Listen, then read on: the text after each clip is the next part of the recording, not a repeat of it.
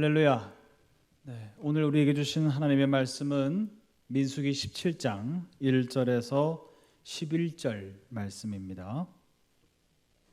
제가 봉독합니다. 여호와께서 모세에게 말씀하여 이르시되 너는 이스라엘 자손에게 말하여 그들 중에서 각 조상의 가문을 따라 지팡이 하나씩을 취하되 곧 그들의 조상의 가문대로 그 모든 지휘관에게서 지팡이 12를 취하고 그 사람들의 이름을 각각 그 지팡이에 쓰되 레위의 지팡이에는 아론의 이름을 쓰라. 이는 그들의 조상의 가문에 각 수령이 지팡이 하나씩 있어야 할 것임이니라. 그 지팡이를 회막 안에서 내가 너희와 만나는 곳인 증거궤 앞에 두라. 내가 택한 자의 지팡이에는 싹이 나리니 이것으로 이스라엘 자손이 너희에게 대하여 원망하는 말을 내 앞에서 그치게 하리라. 모세가 이스라엘 자손에게 말하매 그들의 지휘관들이 각 지파대로 지팡이 하나씩을 그에게 주었으니 그 지팡이가 모두 12이라. 그 중에 아론의 지팡이가 있었더라. 모세가 그 지팡이들을 증거의 장막 안 여호와 앞에 두었더라.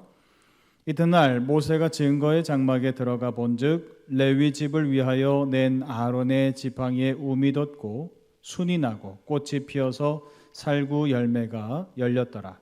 모세가 그 지팡이 전부를 여호와 앞에서 이스라엘 모든 자손에게로 가져오매 그들이 보고 각각 자기 지팡이를 집어 들었더라.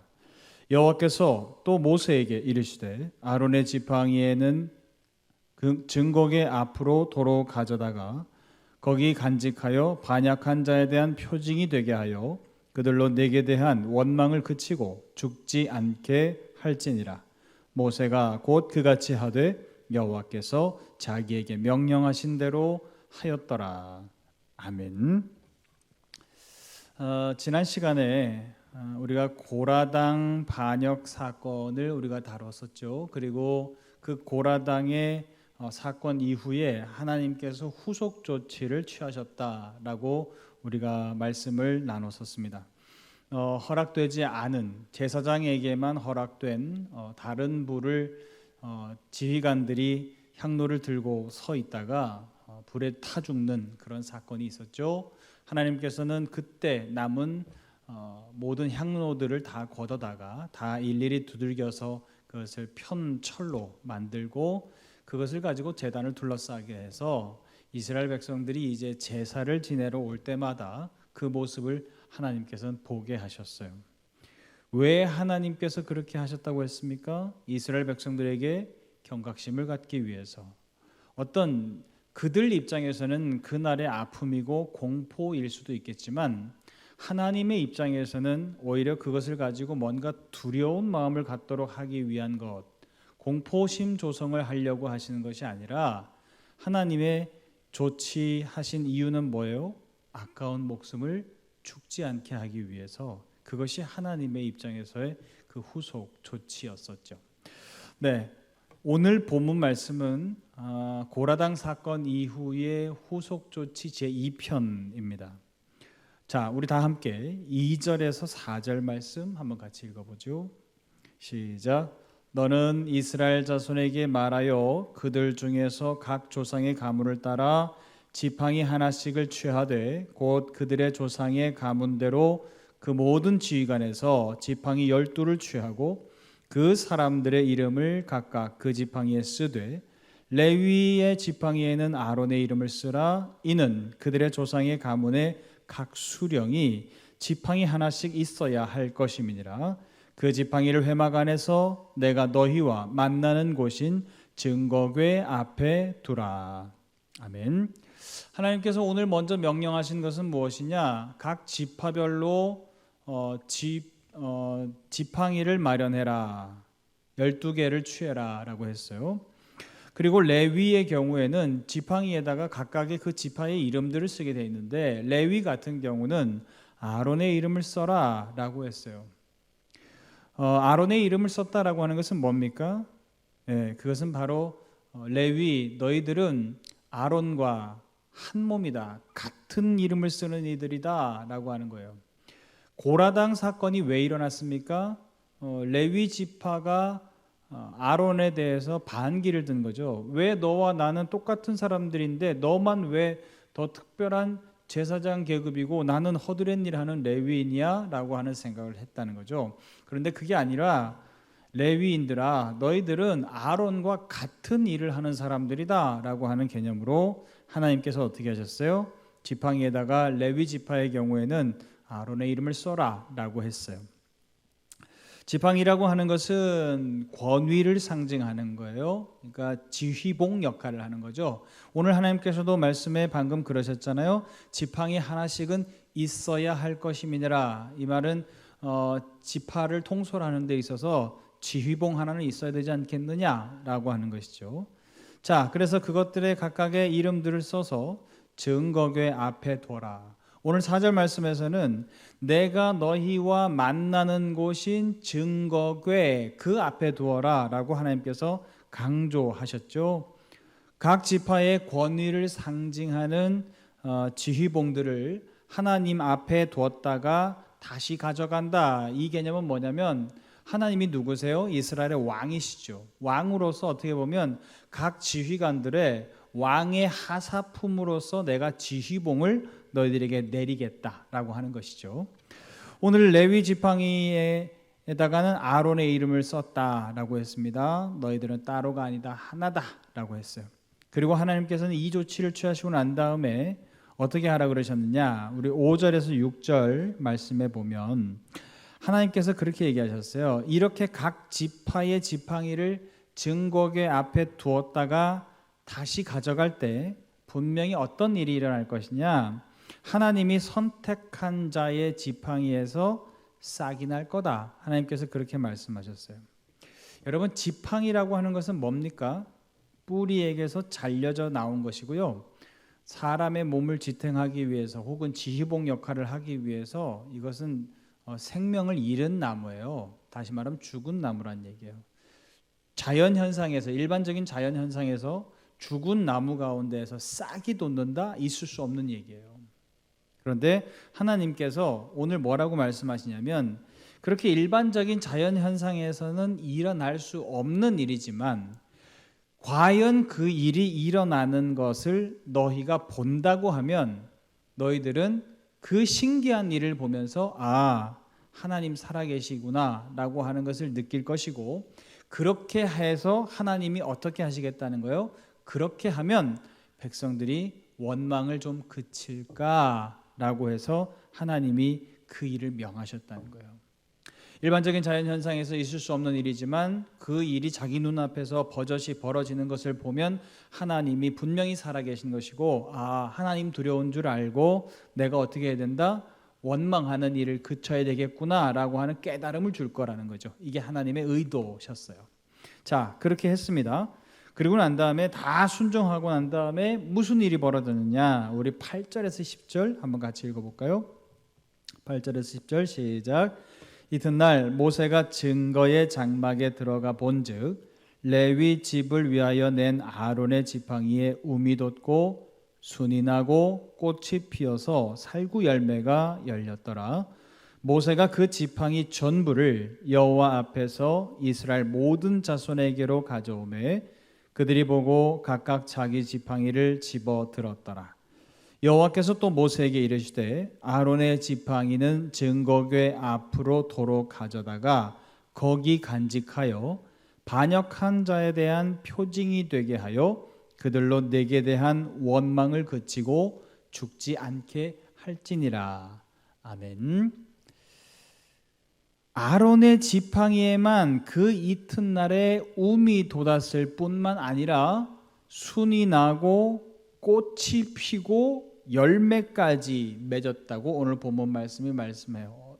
성경에서는 살구나무라 그랬고 어떤 학자들은 이것이 아마 아몬드 나무일 거다 이렇게 얘기하기도 합니다. 그런데 거기에 살구 열매가 맺혔냐 아몬드가 맺혔냐 뭐 이것은 사실은 중요한 이야기는 아니고요. 오늘 본문 말씀에서 중요하게 강조하는 것은 뭡니까? 죽은 나무인 지팡이에서 순이 난 것도 신기한 일인데 거기다 그 순이 난 곳에서 잎이 나고 꽃까지 폈고 바로 이튿날 열매까지 맺혔다라고 하는 거예요. 이것을 사실은 강조하고 있다고 하는 것이죠. 9절에 지파들이 다시 그 지팡이를 찾아갈 때 어떻게 했어요? 이것을 다 봤다 그랬어요. 자기네들이 찾는 지팡이에는 이 싹이 나고 꽃이 피는 일이 일어나지 않았고 하나님께서 선택하신 아론의 지팡이에만 이 일들이 벌어졌다고 하는 거예요. 그리고 분명히 지휘관들이 이거 다 봤지? 너희들 다 봤지? 확인했지? 그리고 난 다음에 어떻게 했어요?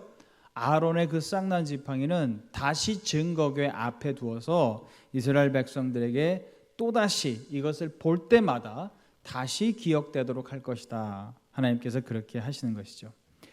왜 이렇게 하시는 거예요?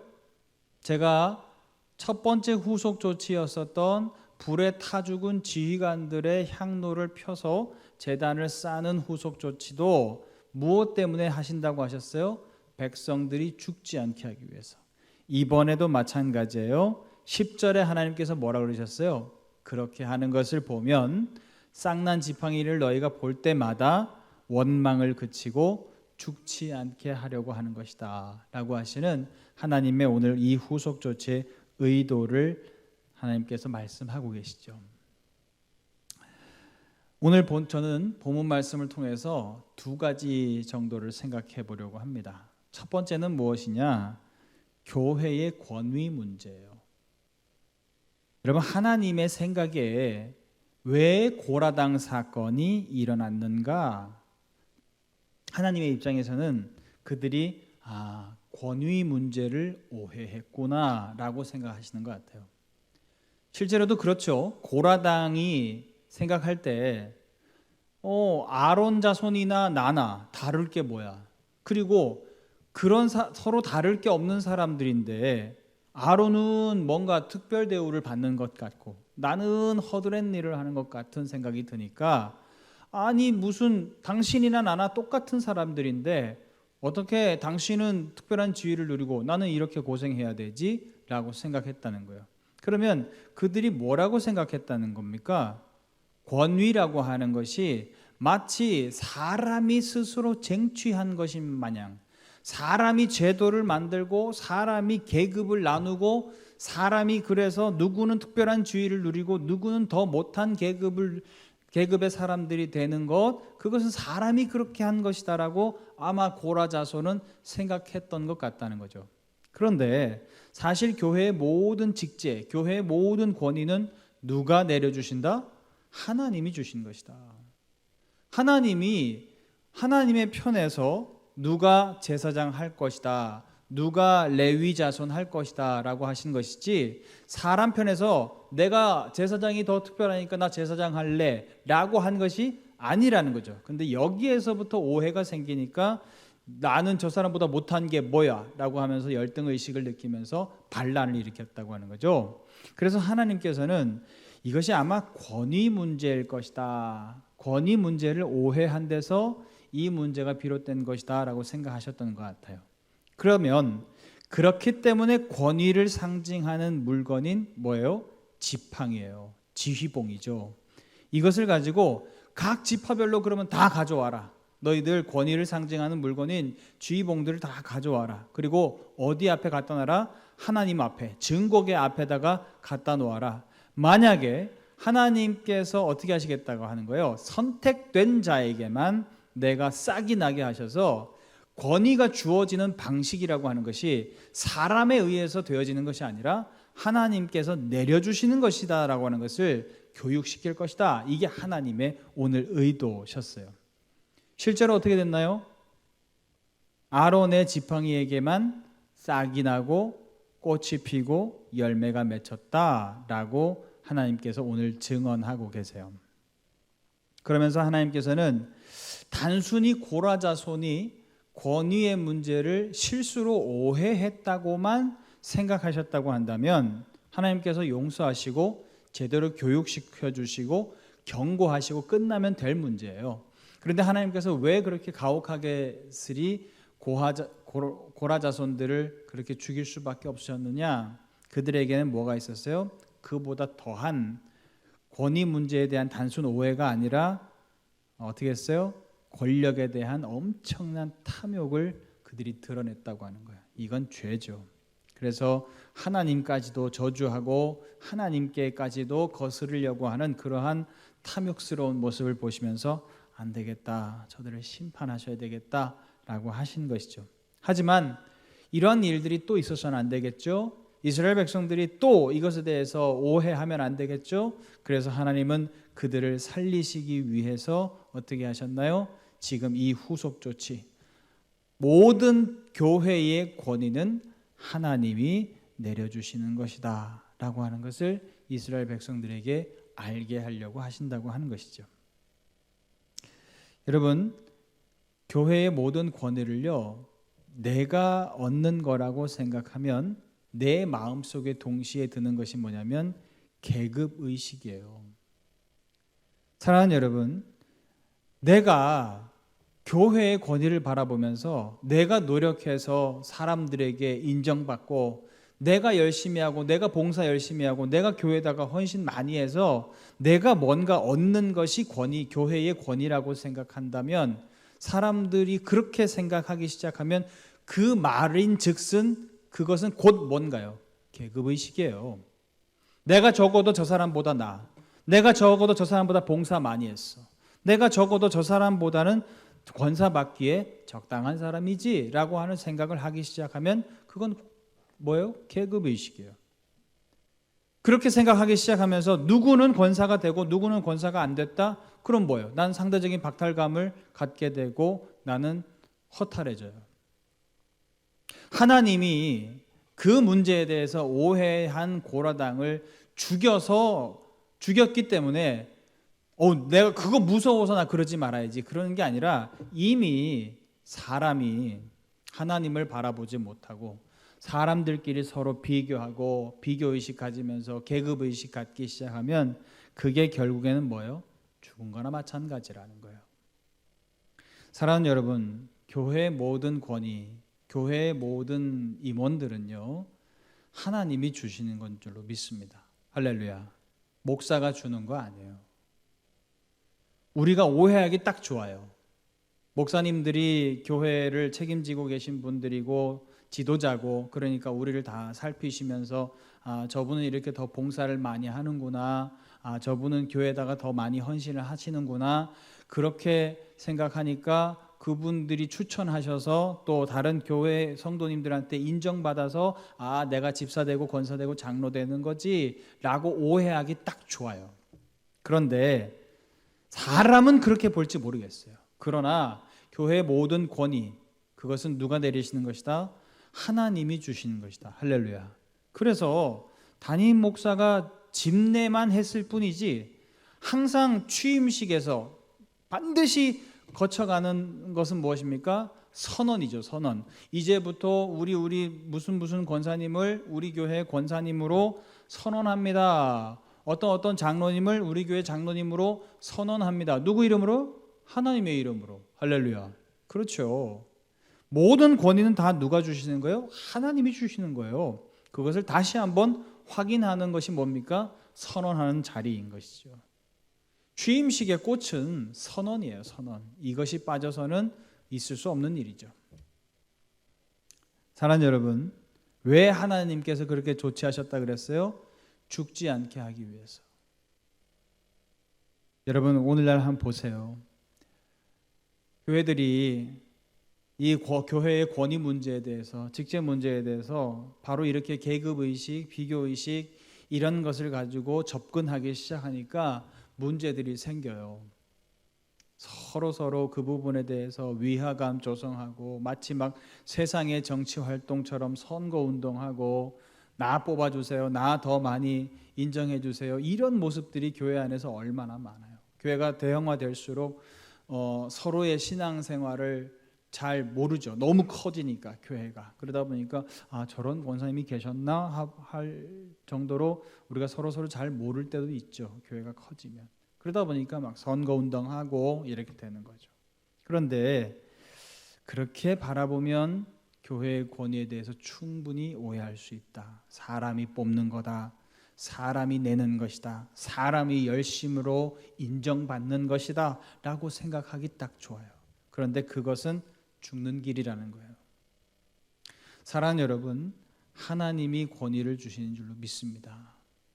설사 그렇게 해서 직분을 받은들, 만약에 그분이 그 직분에 걸맞는 섬김, 그 직분에 걸맞는 인격, 그것을 갖추지 못하면 어떤 현상이 벌어져요?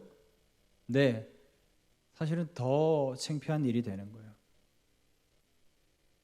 권사님인데 권사님처럼 따뜻하고 푸근하고 성도님들을 위해서 기도해주고 그러지를 못해요? 그러면 몰라요. 다른 사람들은 모르겠지만 그분들을 이렇게 지켜보는 사람들 입장에서는 그분이 권사님 같이 보일까요? 그렇지 않아요, 전혀. 호칭은 권사님을 부를 수 있어요. 그러나 마음속에 일어나는 존경심은 절대로 권사님이 될 수 없어요. 장로님은 안 그래요? 다 똑같죠. 심지어 목사는 안 그렇습니까? 목사 되기 얼마나 어려워요. 4년 동안 공부해야 되죠. 또 대학원 가서 공부해야 되죠. 어떤 목사님은 논문 쓰죠. 또 진급 과정 거치죠. 감리교 같은 경우는 그렇죠. 그렇게 해서 지금 목사가 되잖아요. 얼마나 그 과정이 길고 힘드냔 말이에요. 그렇게 해서 목사라고 하는 타이틀은 딸 수 있어요. 그러나 저분이 정말 목사님이야, 저분이 정말 존경받을 만한 목사님이야 라고 하는 것은 누가 내려주시는 건가요? 하나님이 내려주시는 거예요. 하나님이 그 인격을 만져주시고 하나님께서 그분을 갖다 쓰시고, 그래서 그 목사님이 정말 하나님 앞에 신실하게 쓰임받으려고 몸부림치고 성도님들을 향해서 기도하고 그분들을 위해서 중보하려고 애쓰고 헌신하려고 낮아지려고 했을 때 하나님께서 그의 권위를 인정해 주신다는 거죠. 할렐루야. 사랑하는 여러분, 우리 대림제일교회는 모든 교회의 권위라고 하는 것이 하나님이 내려주시는 것이다. 이것을 잊지 않는 저와 여러분들이 다 될 수 있기를 주님의 이름으로 축원합니다. 두 번째 우리가 생각해 볼 것은요, 그러면 교회의 진정한 권위, 우리가 순종해야만 하는 진정한 권위는 무엇이냐라고 하는 거예요. 고라당 사건이 권위 문제에 대해서 오해했고 잘못해서 그런 일들이 생겼다라고 한다면, 그러면 하나님께서 지금 오늘 권위 문제를 새롭게 짚어주시는데, 진짜 그러면 우리가 순종해야 되는 진정한 권위는 누구의 권위냐라고 하는 거예요. 그것은 바로 아론의 쌍난 지팡이가 우리에게 힌트를 던져주고 있어요. 여러분, 아론의 쌍난 지팡이는요, 바로 예수 그리스도를 상징합니다. 죽은 나무에서는 결단코 싹이 나고 꽃 피고 열매 맺을 수가 없어요. 그런데 그 죽은 나무에서 꽃 피고 열매 맺는 일 같은 일이 벌어진 사건이 성경에 있어요. 뭡니까? 네, 예수 그리스도의 십자가 사건과 부활 사건이죠. 십자가, 죽음의 나무죠. 그런데 그 죽음의 나무를 예수님께서는 다 지셨습니다. 그리고 실제로 죽으셨어요. 그러나 하나님께서 어떻게 하셨나요? 그를 살리셨습니다. 살리고 제자들과 다 승천하시기 전에 잡수시기도 하시고 그들과 이야기도 나누시고, 그러다가 예수님께서는 부활하셔서 승천하신 줄로 믿습니다.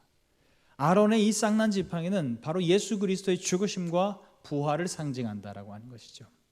그래서 진정으로 우리가 따라야 할 권위가 무엇이냐? 교회 안에는 수많은 지팡이들이 있어요. 많은 지팡이들이 있습니다. 목사라고 하는 지팡이, 장로님이라고 하는 지팡이, 권사님이라고 하는 지팡이, 집사님이라고 하는 지팡이, 속장님이라고 하는, 회장이라고 하는 지팡이들이 많이 있어요. 그런 것들을 다 우리가 인정해주고 따라줘야 되죠. 그런데 정말 모든 교회가 집중해서 바라보고 그것을 따라가려고 해야 되는 진짜 지팡이는 어떤 지팡이인가요? 죽은 나무이지만 부활한 나무, 예수 그리스도의 권위인 줄로 믿습니다. 하나님께서는 오늘 그것을 우리에게 말씀하고 계시다는 것이죠. 이사야서 53장 2절에 보면 그는 주 앞에서 자라나기를 연한 순 같고 라고 하는 표현이 나와요. 메시아에 대한 예언인데요, 이사야서 말씀에 있는 이 예언에 대해서 말씀할 때 주님을 표현하는 것이죠. 근데 그 주님이 어떤 분이시냐? 주 앞에서 자라나기를 연한 순같이 자라난다. 마치 오늘 죽은 나무의 이 지팡이에서 돋아난 연한 순 같으신 분, 그분이 우리 주님이시다 라고 말씀하고 있다고 하는 것이에요. 사랑하는 여러분, 정말 오늘 말씀은요, 단순히 싹 한번 난 걸로 끝나지 않았어요. 싹이 났고요. 그리고 이것이 잎도 폈고요. 심지어 꽃도 폈고요. 더 나아가서 열매까지 맺혔어요. 여러분, 이것은 무엇을 말씀하는 건가요? 여러분, 오늘날 교회들이 왜 세상 사람들에게 지탄받나요? 열매를 못 맺어서 그래요. 우리가 주님을 따라갑니다. 거룩한 삶을 살려고 합니다. 그런 말들은 많죠. 그런데 정말 우리가 그것을 따라가려고 하긴 하지만 세상 사람들이 바라봤을 때 그러면 실제적인 삶, 열매가 있느냐라고 하는 것을 들여다보았을 때 그것이 없으면 실망하는 거죠. 예수님께서도 일찍이 말씀하셨죠. 예수님께서도 요한복음 15장에서 열매 맺지 못하는 나무는 버려진다라고 했어요. 여러분, 그렇죠. 열매 맺지 못하는 그 나무를 하나님이 오셔서 내가 버릴 거야 라고 하시는 게 아니라 열매 맺지 못하는 나무는요, 버려질 수밖에 없어요. 왜? 사람들은 나무에 대해서 뭘 기대한다? 열매를 기대한다는 거예요. 그런데 열매 못 맺는 나무, 계속해서 지력만 낭비하는 나무, 이 필요가 뭐가 있어요? 그러니까 사람들에게서 굳이 하나님이 심판하시고 버리시지 않아도 사람들에게 가치가 없어지니까 버려질 수밖에 없다는 거예요. 여러분, 교회가 왜 존재합니까? 바로 주님을 따라가는 삶의 열매를 맺기 위해서 교회는 존재하는 거예요. 그런데 그 열매를 맺지 못한다? 그 열매를 시대적으로 내놓지 못한다? 그러면 그 교회는 세상 사람들이 바라보기에도 무용지물, 하나님께서도 바라보시기에도 무용지물, 버려질 수밖에 없다는 거예요. 여러분, 그러면 예수님께서 요한복음 15장에서 열매 맺지 못하는 나무에 대해서 말씀하실 때 그 말씀을 왜 하셨나요? 네, 과거에 율법을 따라갔었던 이스라엘이 열매를 맺지 못했기 때문에 그 말씀을 하시는 거예요. 율법이라고 하는 게 뭐죠? 하라와 하지 말라라고 하면서 나뉘어질 수 있는 614가지의 조항이죠. 이것은 해라, 이것은 하지 말아라. 그런데요, 사람이 그렇죠. 어떤 것을 하지 말아야지라고 생각하면 내가 그거 하지 말아야지라고 생각하면서 뭘 생각하고 있어요? 동시에 그거 생각하고 있어요.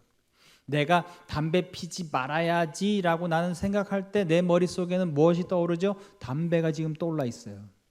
내가 음란하지 말아야지, 나 이거 음란하지 말아야지 결심하면 결심할수록 내 머릿속에 뭐가 있어요? 음란이 있어요. 그러면서 점점 나는 거기에 빠져들 수밖에 없는 거야. 이게 율법이 말하고 있는 하지 말라라고 하는 것의 폐단이에요. 하나님은 우리에게 뭘 말씀하시느냐?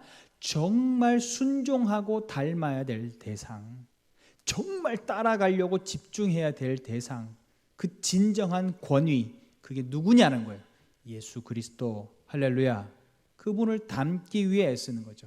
나는 예수님처럼 해야지라고 하는 거지 예수님처럼 하지 말아야지라고 하는 건 없다는 거예요.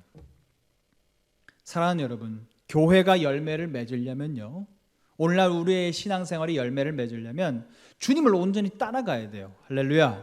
주님을 닮아가야 될 줄로 믿습니다. 주님이 기도하셨죠? 우리는 기도하면 됩니다. 주님이 가난하고 힘든 사람들 도우셨죠? 그분의 삶을 따라가면 돼요. 주님은 어렸을 때부터 하나님의 말씀을 가까이 하셨죠? 우리도 그분을 따라가면 돼요. 교회가 정말 순종해야 되는 진정한 권위는 누구시냐? 예수 그리스도를 따라가는 것이라는 것이죠. 교회에 많은 권위들이 있습니다. 많은 지팡이들이 있습니다. 그러나 우리가 집중해야 되는 지팡이, 그것은 무엇입니까? 예수 그리스도, 그분이라고 하는 지팡이라고 하는 것이죠. 오늘 하나님께서는 바로 이 후속 조치를 통해서 이스라엘 백성들아, 제발 죽지 말아라.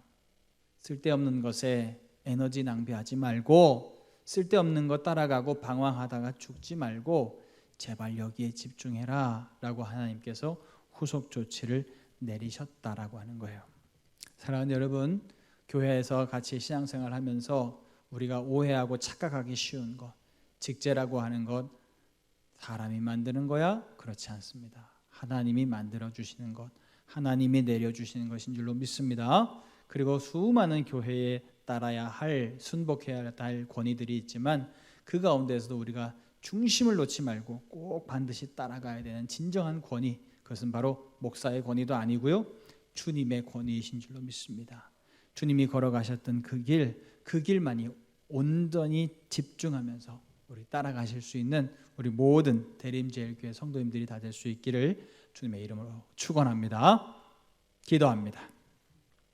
하나님 아버지, 감사합니다. 오늘 주일을 맞이하여서 하나님께서 우리의 생명을 안전하게 지키시기 위해서 내려주시는 귀한 하나님의 생명을 사랑하시는 후속 조치에 대해서 우리가 배웠습니다.